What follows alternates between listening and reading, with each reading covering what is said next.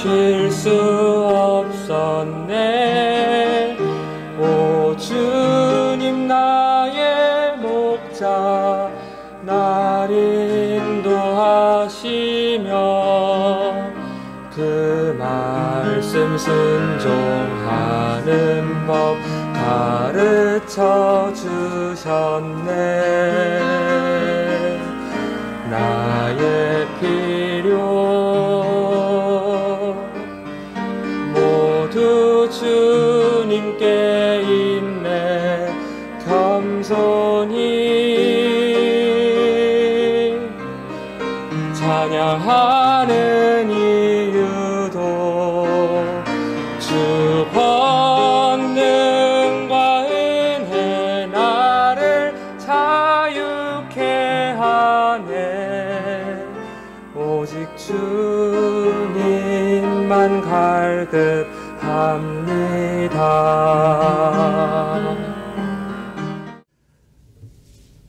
몇 절만 제가 선정해서 봉독하겠습니다. 나는 참 포도나무요 내 아버지는 농부시니 내 안에서 열매를 맺지 아니한 모든 가지는 그분께서 제거하시고 열매를 맺는 모든 가지는 깨끗하게 하사 그것이 더 많은 열매를 맺게 하시느니라.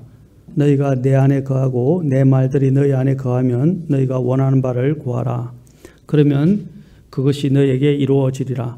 너희가 열매를 많이 맺는 것 이것으로 내 아버지께서 영광을 받으시나니 이로써 너희가 내 제자가 되리라. 아버지께서 나를 사랑하신 것 같이 나도 너희를 사랑하였으니 너희는 내 사랑 안에 거하라. 내가 내 아버지의 명령들을 지켰고 그분의 사랑 안에 거하는 것 같이 너희도 내 명령들을 지키면 내 사랑 안에 거하리라.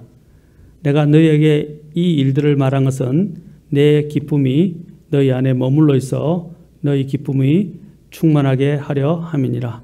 내 명령은 곧 내가 너희를 사랑한 것 같이 너희도 서로 사랑하라 하는 이것이니라.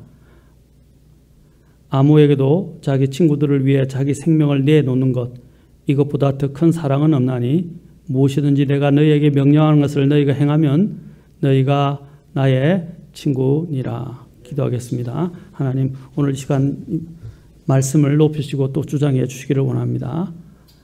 함께해 주실 주님을 또한 기대하고 주님께 이 모든 것을 의탁하오며 우리 주 예수님의 귀하신 존함을 받들어 기도합나이다. 아멘. 앉으시겠습니다.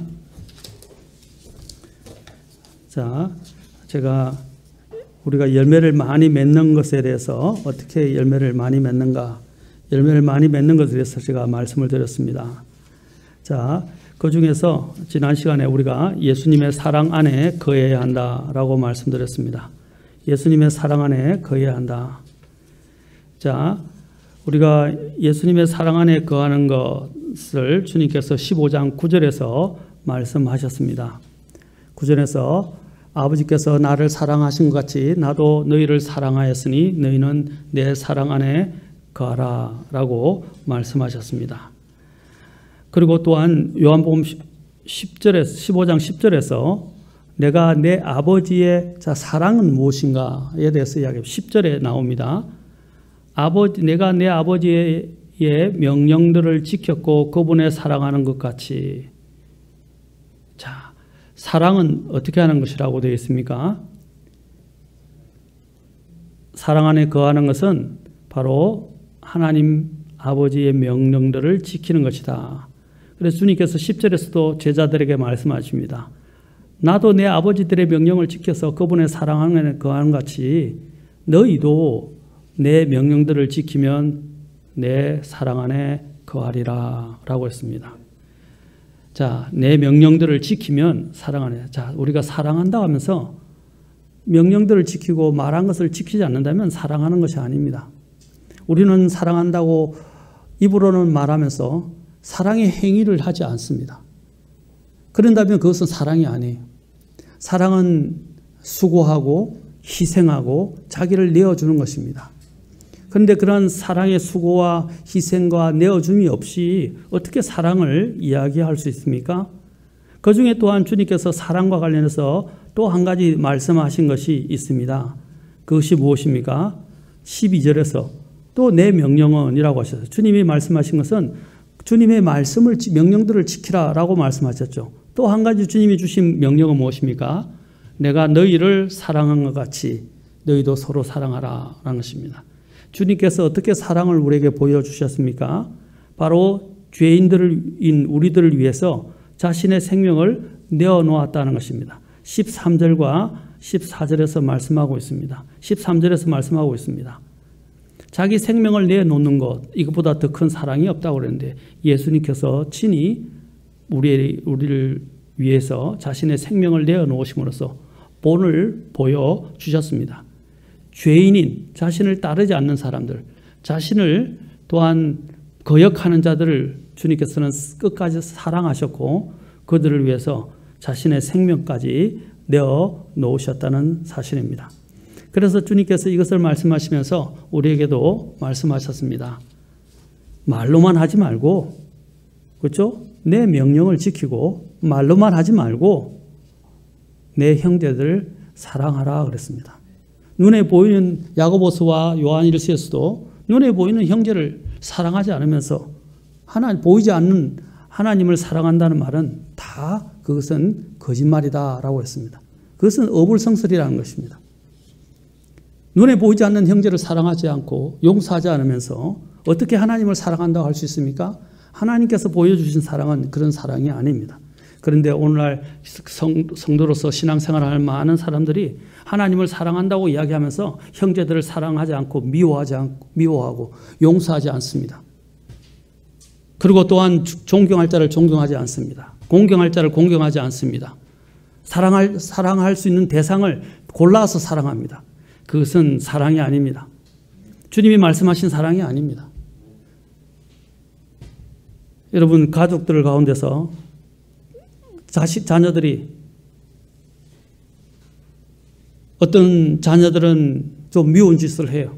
어떤 자녀들은 또 참 이쁜 짓을 합니다. 그러나 미운 짓을 해도 사랑해야 하는 자녀이고 또한 부모는 그 자녀를 사랑합니다. 그리고 희생합니다. 수고합니다. 그렇지 않습니까? 교회 내에도 마찬가지예요. 교회 내에도 마음에 안 드는 사람이 있을 수 있고 또 애착이 안 가는 사람이 있을 수 있어요. 또 나하고 다른 사람들도 있습니다. 그러나 우리는 주님 안에서 다 형제이고 자매입니다.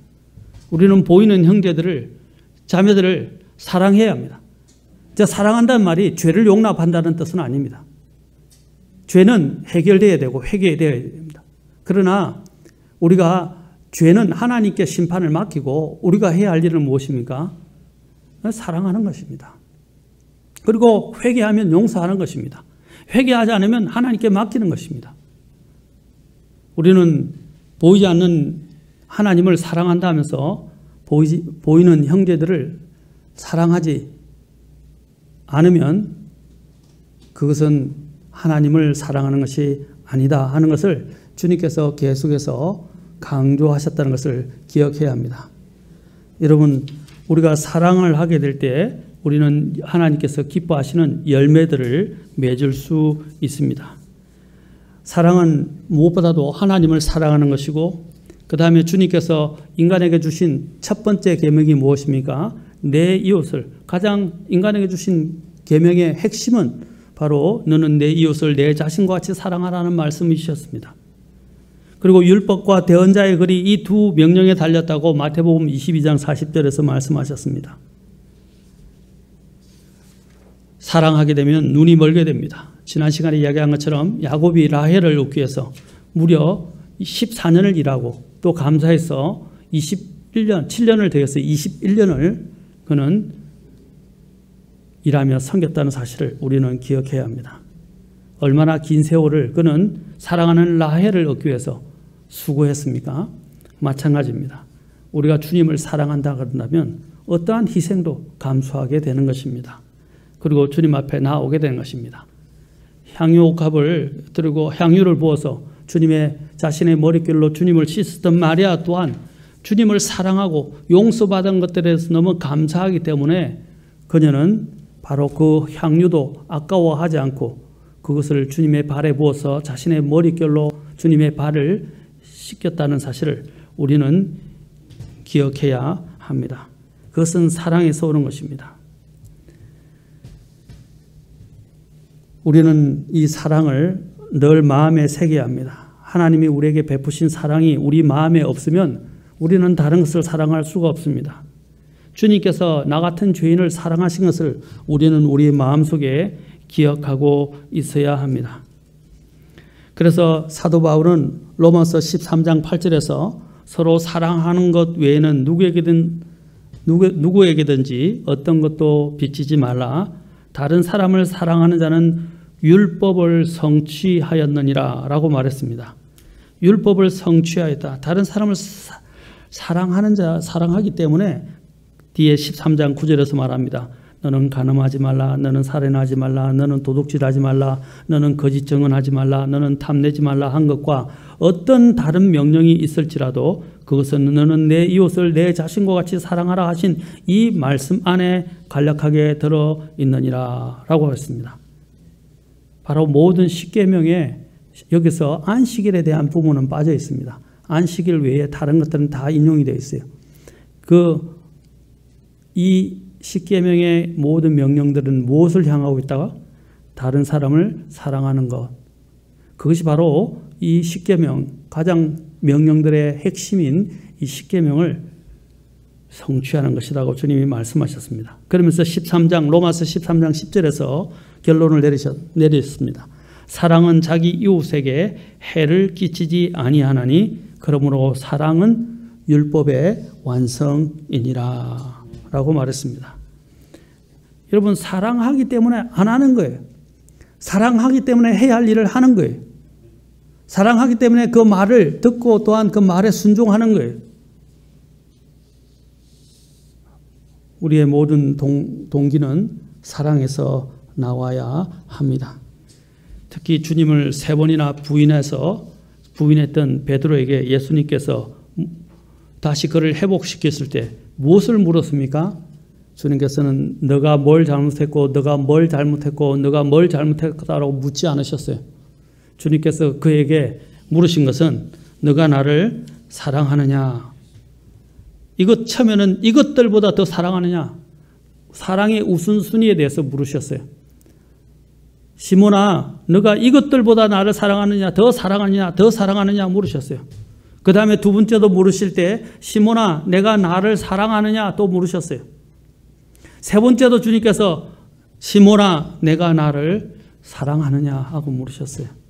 그러고 난 다음에 그가 대답할 때마다 주님께서 내 어린 양을 먹이라, 내 양들을 먹이라 라고 주님께서 또 세 번째도 내 양들을 먹이라고 하셨어요. 하나님의 이러한 회복과 부르심에 나아가는 데 있어서 가장 중요한 건 무엇입니까? 사랑입니다. 하나님이 베푸신 그 사랑과 긍휼과 은혜를 깨닫고 내가 정말 주님을 사랑하느냐 하는 문제입니다. 사랑하지 않는 사람은 하나님의 사역을 맡길 수가 없어요. 여기서 마찬가지 베드로에게 하나님이 사역을 맡길 때 뭘 물었습니까? 사랑하느냐? 그러면서 주님께서 물으셨을 때 베드로가 남긴 말은 무엇입니까? 베드로가 뭐라고 그랬습니까? 내가 주를 사랑하는 줄 주께서 아십니다. 그는 계속해서 내가 주를 사랑하는 줄 주께서 아십니다. 내가 주를 사랑하는 줄 주께서 아시나이다. 하나님은 그분을 섬기는 자리에 있었을 때 사랑을 확인하셨어요. 여러분, 주님께서 오늘 뭐라고 했어요? 내 사랑 안에 가라. 우리가 주님의 사랑이 내 안에 있게 되면 우리는 하나님의 일을 할 수 있습니다. 하나님의 사역을 맡을 수 있습니다. 하나님의 사역을 맡는 자리는 어디서 출발하느냐? 내가 주님을 사랑하느냐 하는 것이에요. 여러분, 주님을 사랑하지 않고도 주님을 섬기는 사람 많아요. 자기의 배를 사랑하고 배를 섬기는 사람도 많다고요. 주님을 사랑하지 않고 흉내만 내면서 사랑하는 척하면서 또한 주님을 섬기는 사역자들도 많이 있습니다. 주님이 하나님의 일을 할 때 이것은 목회자뿐 아니라 교회에서 섬기는 자리에 있는 집사든 직분을 맡은 자든 다 마찬가지입니다. 주님을 사랑하느냐에 따라서 그 섬김을 맡아야 돼요. 사람들은 그럽니다. 자꾸 그 자리를 뭐랄까 하나의 자신의 자랑거리로 생각합니다. 우리가 그러잖아요. 사람들이 이렇게 뭔가 씌워줘야, 감투를 씌워줘야 일을 한다고. 그거는 감투 때문에 일하는 것이 하나님을 사랑해서 일하는 게 아니에요. 하나님을 사랑하는 자 그것이 정명이 될 때, 입증이 될 때 그 사람에게 일을 맡기는 것입니다. 그런데 오늘 교회들은 사람들을 붙잡아 놓기 위해서 얼마나 많은 감투들을 씌우고 그 사람들을 묶어두고 있습니까? 여러분, 그런 사람들에게 주는 것이 아닙니다. 하나님의 일은 그렇게 이루어지면 안 됩니다.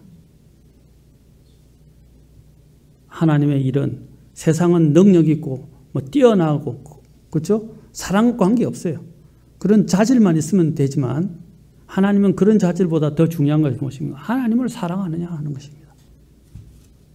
주님께서는 신명기를 통해서 또한 신명기를 인용하시면서 말씀하셨습니다. 신명기의 핵심이 무엇입니까? 너는 내 마음을 다하고 혼을 다하고 힘을 다하여 주 내 하나님을 사랑하라 라는 것이었습니다. 예수님께서도 인간에게 준 가장 큰 계명이 뭐라고 그랬습니까? 명령이 바로 이 말씀입니다. 하나님을 사랑하는 것이다 라고 말씀하셨습니다. 하나님이 요구하시는 것이 무엇입니까? 신명기 10장 12절에서도 이제 이스라엘아 주 내 하나님께서 내게 요구하시는 것이 무엇이냐? 오직 주 내 하나님을 두려워하여 그분의 모든 길로 걷고 그분을 사랑하며. 왜 앞에서 두려워하며 그분의 모든 길로 걷는다고 이야기를 했을까요? 아까 주님이 말씀하셨잖아요.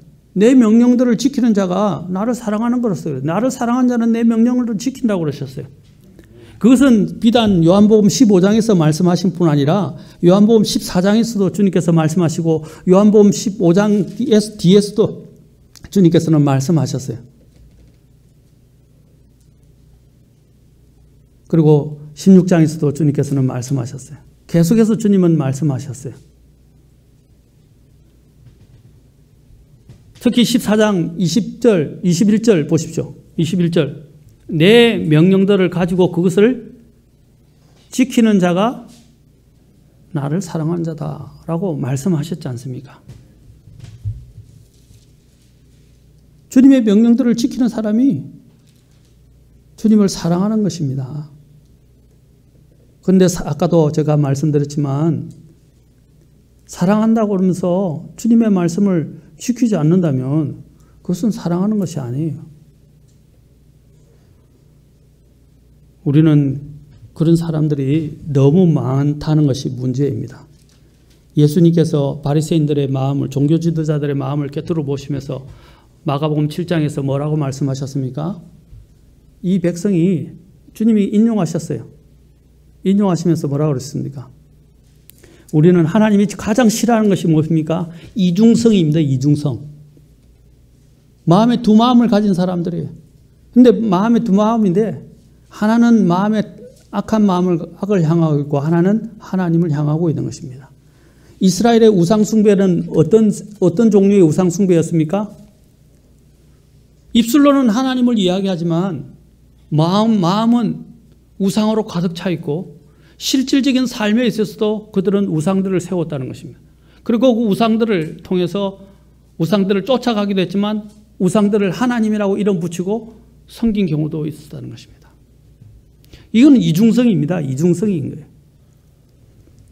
하나님이 가장 싫어하는 것이 바로 이런 이중적인 것입니다. 바리새인들을 주님께서 책망하신 이유도 그들의 이러한 이중성 때문에 주님께서 그들을 책망하셨습니다. 그 이중성이 우리가 다른 말로 뭐라고 그럽니까?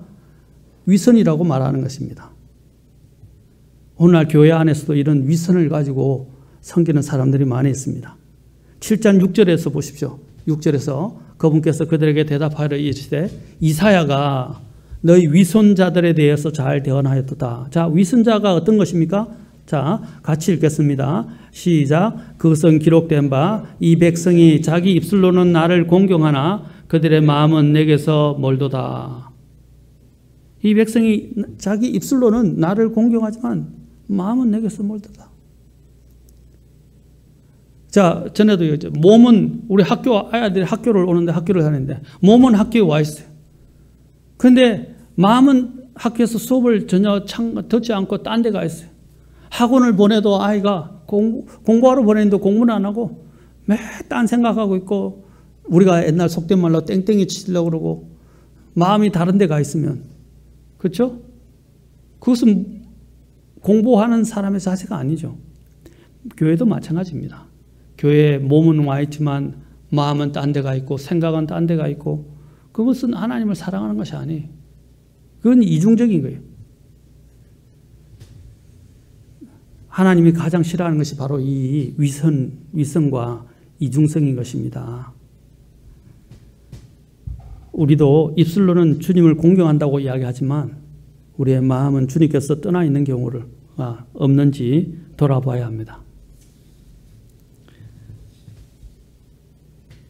우리가 진정 하나님을 사랑한다면 우리는 주님을 사랑하게 되고, 사랑하게 된다면 주님의 말씀을 사랑하게 되고, 또 주님이 우리에게 주신 형제 자매들을 사랑하게 됩니다.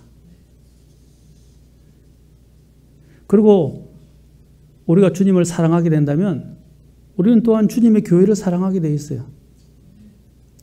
우리 교회의 모습이 오늘 우리가 보는 것처럼 우리 교회의 모습이 이거예요. 이게 주님을 사랑한다고 말은 이야기하는 거예요. 그러나 실질적인 모습에서는 주님이 없어요. 지금은 더 기도해야 될 때고, 더 정말 애타고 가슴을 치며 기도해야 할 때인데, 교회를 세우기 위해서 나오는 건지, 교회를, 오늘 제가 잠언 2장을 가지고 워렌 웨스비 목사님의 글을 번역해서 나누었지만, 교회를 세우기 위해서 나오는 건지, 아니면 정말로 교회를 오락거리로 대체하기 위해서 나오는 건지, 자기의 마음을 그냥 기쁘게 하기 위해서 나오는 건지,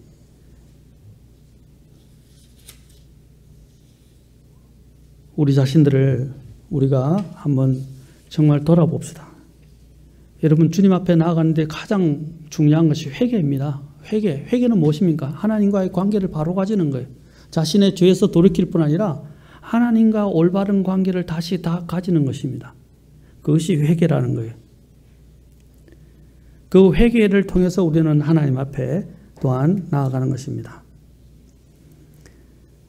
누가복음 11장에서 주님께서는 바리새인들에게 너희에게 화가 있을지어다 라고 말씀하시면서, 너희가 박하와 운양과 온갖 종류의 채소의 11조는 들이되 판단의 공의와 하나님을 향한 사랑은 넘어가는도다 라고 했어요.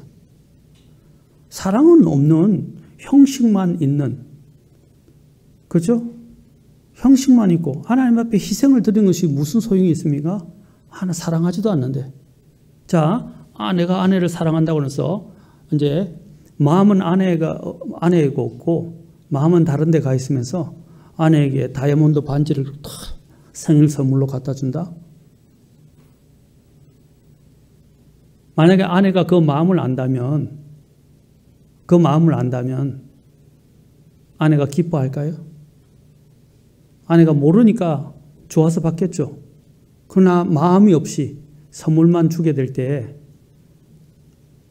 그 아내가 기뻐할까? 아마 기뻐하지 않고 오히려 정말 그 남편의 마음을 제대로 봤다면 아마 그걸 반지를 집어 던졌을지도 몰라요. 우리 주님도 마찬가지입니다. 마음이 없는 헌물, 마음이 없는 희생물, 마음이 없는 헌신, 그거 다 소용이 없다는 거죠. 고린도전서 13장에서 뭐라고 그랬습니까? 고린도전서 13장에서 뭐라고 말씀하셨어요? 내 몸을 불사르게 내어줄지라도 사랑이 없으면 아무 소용이 없다고 했습니다. 여러분, 사랑이 있습니까? 하나님을 향한 정말 사랑이 있습니까? 교회 왜 나오는 겁니까? 왜 우리가 주님을 섬기는 겁니까? 그 은혜에 감사하고 주님을 사랑하기 때문입니다. 예수님의 재림과 관련해서 사도 바울은 어떤 사람이 주 예수 그리스도를 사랑하지 아니하면 그는 주께서 임하심으로 저주를 받을지어다 라고 하셨어요. 아나데마 마라나다 라고 말씀했습니다. 하나님은 사랑하는 자들 위해서 정말 놀라운 것들을 마련해 놓았다는 것을 기억해야 합니다.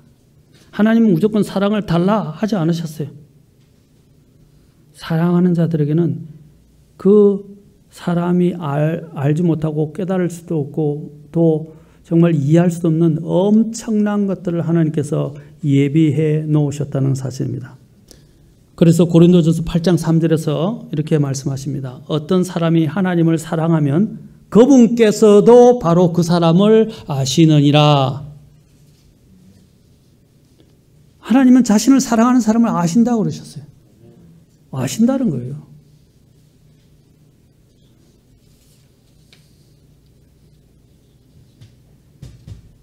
여러분, 모든 사역은 하나님을 사랑하는 데서부터 출발합니다.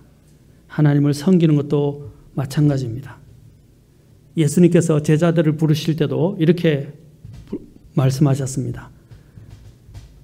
어떤 사람이 내게 오면서 자기 아버지나 어머니나 아내나 자녀나 형제나 자매나 참으로 자기 생명도 미워하지 않으면 능히 내 제자가 되지 못하리라. 미워한다는 말은 무엇입니까? 하나님의 사랑에 비하면 미움이 되는 거예요. 그 정도로 주님을 사랑하지 않으면 주님의 제자가 될 수 없다고 그러셨어요. 주님께서 아까 그랬죠. 너희가 서로 사랑하면, 아까 요한복음에도 나왔잖아요. 너희가 서로 사랑하면, 나를 사랑하고 서로 사랑하면 어떻게 된다고요? 주님의 명령을 행하게 되고, 그 명령을 행하게 되면 뭐라고 그랬어요? 14절에서 무엇이든지 내가 너희에게 명령한 것을 너희가 행하면 너희는 제자에서 친구로 성격하는 거예요. 사랑은 이렇게 놀랍습니다. 명령을 행했기 때문이 아니라 사랑으로 명령을 행했기 때문에 그런 사람을 주님은 뭐냐면 제자가 될 뿐 아니라 주님이 뭐라고 불러주신다고요? 친구라고 불러주신다는 거예요. 그 친구는 어떤 사람이라고 그래요? 친구는 그렇죠. 13절에 친구들을 위해서 자기 생명을 내놓는다고 그랬다는 거예요. 친구라고 그랬잖아요. 오늘 주님이 여기서도 금방 말씀하셨잖아요. 어떤 사람이 내게 오면서 자기 아버지나 어머니나 아내나 자녀나 형제나 자매나 참으로 자기 생명도 미워하지 않으면, 여기서 우리가 가장 많이 걸리는 부분이 무엇입니까? 요즘 오늘날에는 자녀, 아내, 자녀, 자기 자신, 여기 나오잖아요. 여러분, 선교사들의 일대기를 전기를 한번 읽어보십시오. 선교사들은 주님의 그 부르심 때문에 심지어는 가족을 등지기도 했습니다.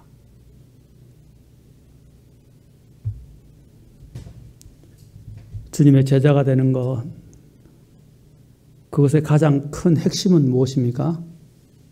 주님의 사역자가 되는, 주님을 섬기는 일꾼이 되는 가장 큰 핵심은 무엇입니까?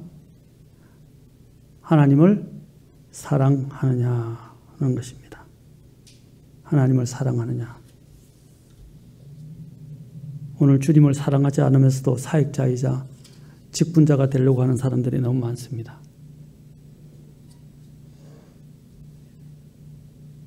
사랑하는 성도 여러분, 우리가 다 주님을 사랑하는 사람이 되면 좋겠습니다. 말로만이 아니라 마음으로부터 주님을 사랑하는 자가 되어야 합니다.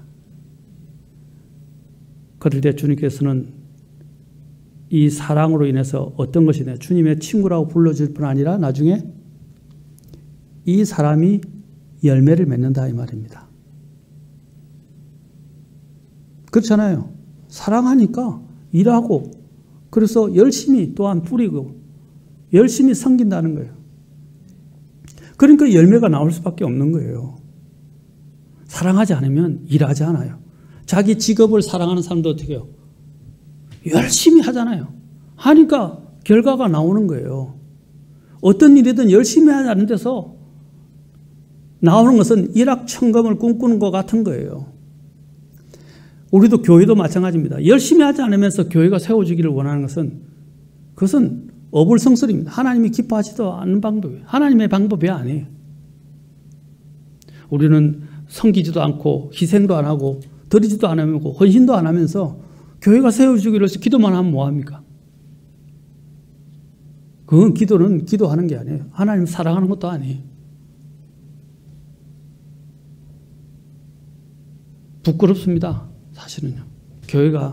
저희 교회가 세워진 지, 창립된 지 말씀을 그렇게 많이 들은데도 말씀대로 정말 살아가는 사람들이 몇 명이나 되고, 말씀에 따라서 순종하는 사람들이 얼마나 되고, 말씀대로 주님 앞에 드리는 사람이 얼마나 됩니까? 거기 단지 목회자의 책임입니까? 성도의 책임은 없습니까? 저는 저의 책임을 제가 감당할 것입니다. 감당해야 할 것입니다. 하나님 앞에서. 그러나 또한 성도는 성도의 책임을 주님께서 물으실 것입니다. 제가 이렇게 말씀드린 것은 마지막 세에 저희 교회가 바로 세워지고 더 바로 주님 앞에 나아가기를 원하기 때문입니다. 다른 교회를 이야기하지 마십시오. 저는 이 교회의 목회자로 부르심을 받았고 이 교회의 사역을 하는 사람입니다. 다른 교회 사역하는 사람이 아니에요. 또 우리 교회 성도님들, 지체들도 이 교회에 섬기는 자로 부르심을 받았지 다른 교회를 섬기라고 부르심을 받은 자들이 아니에요. 오늘 지역교회를 이해하지 못하는 사람들도 있습니다. 여기서 설교 못 들으면 저쪽에 설교 들으면 되고, 여기서 예배 못 드리면 저 교회에서 예배 드리면 되지. 이제 저는 좀 이해합니다. 정말 나이가 드셔서 몸을 가누기가 힘드셔서 저한테 한 분은 와서 말씀을 하시더라고요. 목사님, 교회에서 예배 드리기가 어려울 것 같은데 한 번씩은 나오겠지만 그래서 다른 교회 가서 예배 드리면 안 될까요? 제가 안 된다고 그랬습니다. 차라리 온라인 예배를 드리라고 그랬어요. 부득이 하면. 그것은 다른 교회 가도 다른 교회의 민폐예요. 11조를 그 교회에 낼 겁니까? 자기 교회가 아닌데? 그것은 바람직하지 않아요. 하나님이 이 땅에 우리에게 주신 것은 지역교회예요. 이 지역교회에서 내게 주신 교회를 섬겨야지. 다른 교회에서 섬기고 예배를 참석하고 교회는 헌금은 또 이쪽으로 되고 이상하잖아요. 그래서 내가 안 된다 그랬습니다. 차라리 다른 교회에 오히려 그게 폐가 됩니다 그랬어요. 거기에 회원이 되실 겁니까? 내가 물어봤어요. 아니요 그러더라고요. 그러면 차라리 그 목사님한테 오히려 부담이 되고 폐가 됩니다. 차라리 온라인 예배를 드시고 나오실 수 있을 때 나오십시오 라고 말씀을 드렸어요. 우리는 잘못 이해하고 있는 경우가 너무 많습니다. 사랑하는 성도 여러분, 주님을 사랑하는 사람들, 여기서 그렇죠? 주님을 사랑하는 사람은 주님의 명령을 사랑하고 지킵니다.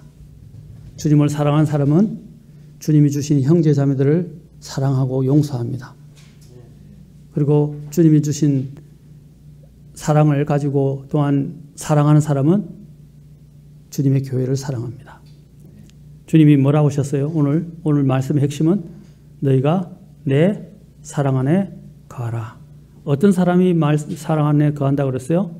내 명령을 지키면. 왜냐하면 예수님께서도 10절에서 상반절에서 내가 내 아버지들의 명령들을 지켰다. 그래서 어떻게 해요? 그분의 사랑 안에 거했다 그랬어요. 내가 주님의 사랑 안에 거하려면 어떻게 한다? 주님의 명령들을 지키는 것입니다. 주님의 명령들 안에는 뭐가 있어요? 아까 얘기했죠. 하나님의 말씀을 사랑하는 것, 그 다음에 내 형제들을 사랑하는 것, 주님이 주신 교회를 사랑하는 것, 그거 다 들어있는 거예요. 그러지 않으면서 주님을 사랑한다? 그것은 어불성설입니다. 사랑하는 성도 여러분, 나는 정말 주님을 사랑하는 사람입니까? 주님을 사랑해야만이 열매가 있습니다. 열매가 없다는 것은 주님을 사랑하지 않는 것입니다. 왜냐하면 그것은 다 열매로 드러나기 때문입니다. 오늘 우리 삶을 점검해 봅시다. 사람이 많고 적음의 문제가 아니라 오늘 이 말씀을 듣는 모든 분들이 우리의 마음을 정말 내가 주님을 사랑하는가? 나는 주님의 사랑 안에 거하고 있는가? 하고 우리 자신들에게 물어봅시다. 그래야만이 우리가 주님 앞에 바로 세워줄 수 있고 주님의 칭찬을 받을 수 있고 열매를 맺을 수 있으며 주님께서 영광스럽게 되실 수 있는 것입니다. 나중에 다음 시간에 이야기할 점 마지막으로 주님께서 뭐라 그랬어요? 이 모든 일들로 인해서 아버지께서 열매를 많이 맺는 것, 이것으로 내 아버지께서 영광을 받으신다 그랬어요. 기도하시겠습니다.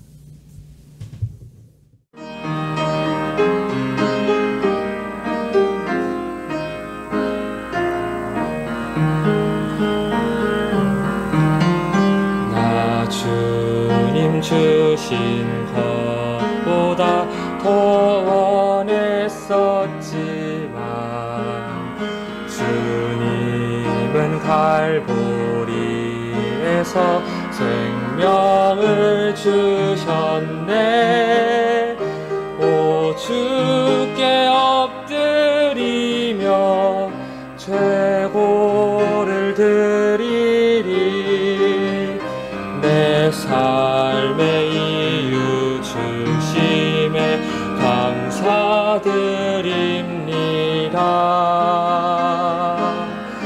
나의 필요 모두 주님께 있네. 겸손히 찬양하는 이유도 주 권능과 은혜 나를 자유케 하네. 오직 주님만 갈급합니다.